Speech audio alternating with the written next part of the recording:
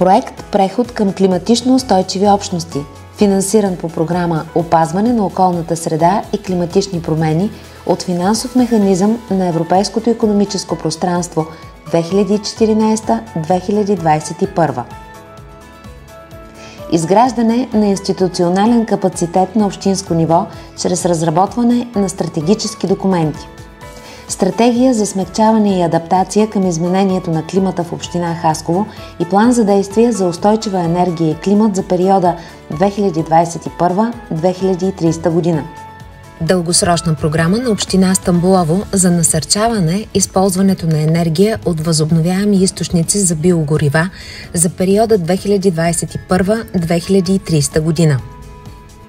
Програма за управление на отпадъците на община Маджарово за периода 2021-2028.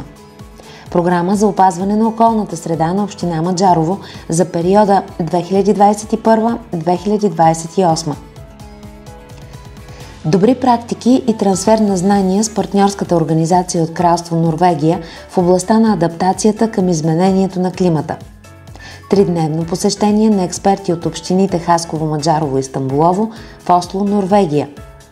Семинарна тема «Разработване на планове на местно ниво за намаляване на парниковите газове и адаптация към климатичните промени». Експертен обмен с норвежкия партньор за утвърдени практики и резултати в община Осло за планиране на мерки за смекчаване и адаптиране към климатичните промени. Интегриране на успешни практики в работата на общините Хасково, Маджарово и Стамболово.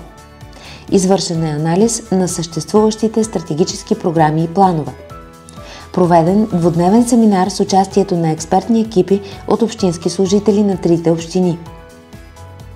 Трите общини партньори с обобщен доклад и иновативни решения и действия за адаптация към изменението на климата. Представени са мотивирани предложения до кметовете на трите общини с цел предприемане на последващи действия. Преход към климатично устойчиви общности чрез прилагане на иновативни пилотни мерки в областта на енергетиката и екологията за резултатно намаляване на емисиите от парникови газове и популяризиране на екологични технологични решения в ежедневието на жителите на общините Хасково, Стамболово и Маджарово. Работим заедно за зелена, конкурентна и включваща Европа.